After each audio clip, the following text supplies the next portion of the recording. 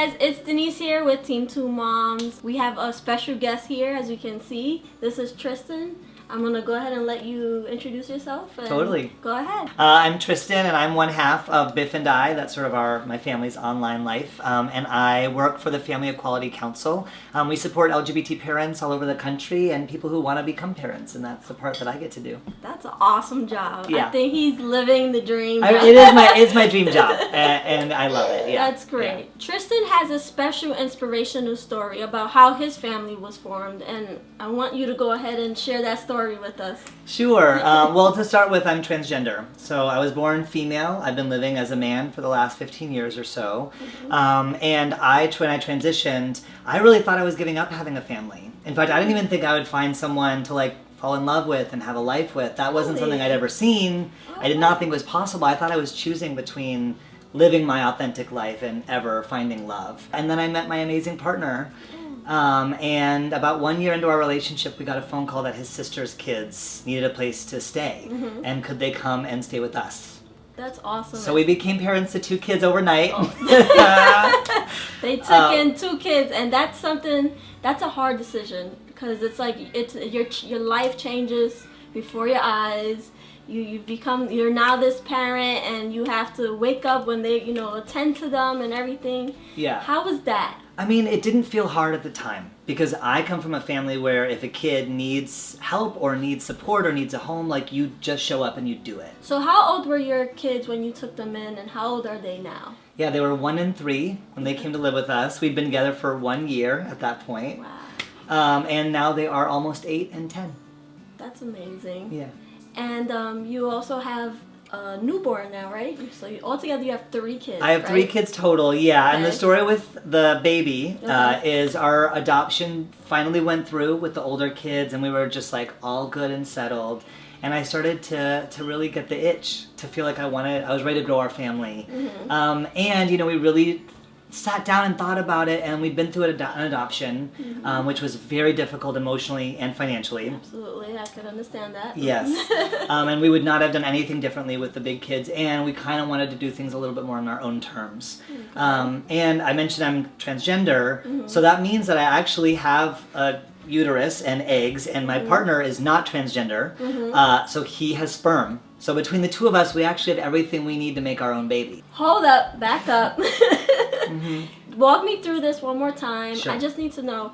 So you're a trans man who is married currently to a male, and you both he has a sperm. He does. He is not transgender, so he's just a regular gay dude. He's not regular, he's special, but you know what I mean. Yes. Yeah.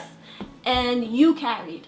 Yeah, so I went to the doctor, I did a bunch of research, and this has happened hundreds of times before. Wow. And now there's quite a bit of data that shows that our birth outcomes, our likelihood of having, happy, beautiful babies are the same as anybody else. Absolutely. So I stopped taking my testosterone, which is like going off Depo or some other hormonal birth control. And I got my cycle, I started ovulating, and we started trying, and I got pregnant, and I had a baby. After about 30 hours of labor, and which Biff was great at supporting me through. And he's been super easy so far. We've heard the first 24 hours is supposed to be easy, so. He's beautiful and healthy. Very healthy. And the next time somebody tells you that men can't have babies, show them this video. I was pregnant as well, as you guys know, on this channel, and I had the twin boys. And for me, it was really difficult for me to accept how my body was changing, especially after I gave birth. I noticed a lot of changes in my body, and my breasts were bigger. Those hips never really go back. Exactly, those hips, exactly. Yeah. How did you deal with that from your perspective as a trans man? Yeah, honestly, I really love science. And so I kind of tried to ignore what my body was doing in the gender way and just get really excited about all the cool things that were happening, like the development and this is the week when the baby starts to get fingerprints. This is when the baby can start to hear our voices and we'll remember them after he's born. So I just try to really geek out about that and be this is so cool that I get to be a man and have a baby. Who gets to do that? So I just try to focus on what was cool and unique and science, and try to not pay as much attention to it being pretty stressful that my body was changing. And then I noticed that you got a lot of media attention with being a trans man that was pregnant. Did you receive any backlash for being a pregnant trans man? Yeah, well, you know, we decided to go public with our story because we wanted more people to know that it's possible. Like, I think about me at age 20 thinking about, like, oh, I'm never going to have a family, no one's ever going to love me. And I still meet young transgender youth who have that same feeling. Like, that's not possible for me. And I wanted them to know that, like, no, you can do all the things. You can have anything you want. All the doors are open to you. That's so inspirational, guys. Like... So, well, I mean, we wanted to do that, you know, and so that, you know, we could be that message that we wish we'd had. Absolutely. So we did go public, and we got like a big mix. I'm sure that you all get your own comments. Yes, we do. Yes. You can have like I got my occasional like, but you're pregnant type of a thing.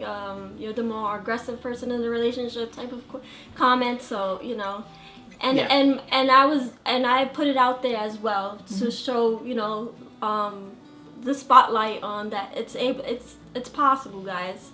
Yeah. Anything is possible. Anything is possible. Yeah, exactly. That's right. Yeah, and so there was totally some backlash, but then also like what we heard that was positive was really amazing, especially a lot from like moms and grandmas and dads. Really? Like I heard from dads who are like, my 17-year-old just came out to me as transgender and I'm worried that I'll never have grandbabies and now I know that I can, and you know, there's things like that is just like, it's really good. Yeah. How was your transition after you gave birth to your child? Like with the testosterone, going back onto the testosterone and just adjusting to being the person you ultimately wanted to be. Yeah, well, one thing to know about testosterone is it affects your body in some pretty permanent ways. Okay. So, like, I kept my beard through the pregnancy. It didn't, like, fall out. My voice didn't change, nothing like that. So there weren't a lot of differences, really.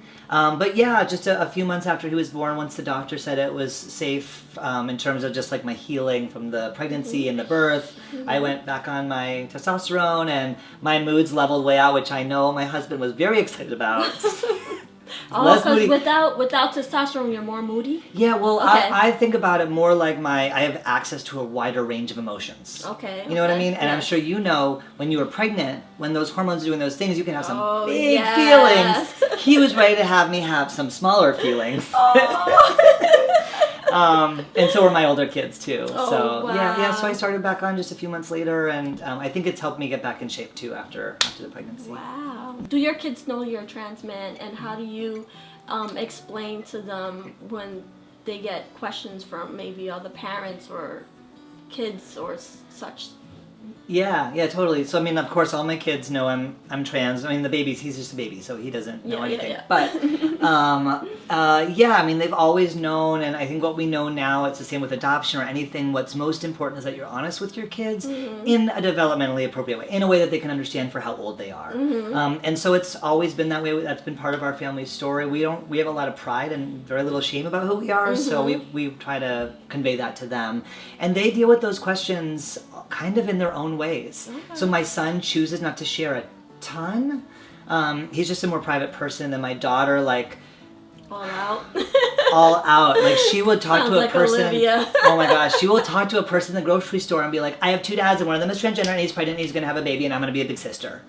So much that we've sometimes had to be like, honey, that's okay in Portland, but when we when we leave other places, we gotta choose who we. And I love that she feels free, and Absolutely. I love that her life that's how Olivia is safe enough. I mean, that's what you want for your kids, is for them to be liberated and to be proud of who they are. Exactly. And I think every parent has to grapple with, when do you tell kids about the realities of the world and how scary things can be, and when do you just want them to be their like perfect innocent selves? So we grapple with that like everyone else does. Exactly. And then we're dealing with that right now. We just experienced something with Olivia, and how someone just said that they didn't like what she said about having 2 moms, but that's to know that you also deal with that and other different parents experience types of stuff. So it's just like a learning experience as a parent yourself, And they have their own story as well, and at some point you do have to back up and let them blossom. Let them tell the story on their own terms, however they want.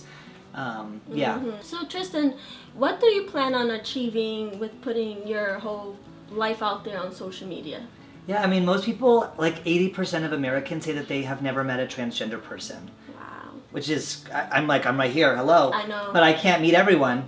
But this is a way that we can get invited into people's homes and invited into their lives so that they can say, okay, I've never met one maybe in person that I know of, but I know Tristan and I know Biff, I know their family. We want to be invited into their homes and then we'll invite them into ours so they get to know us, and so it's demystified a little bit about who we are.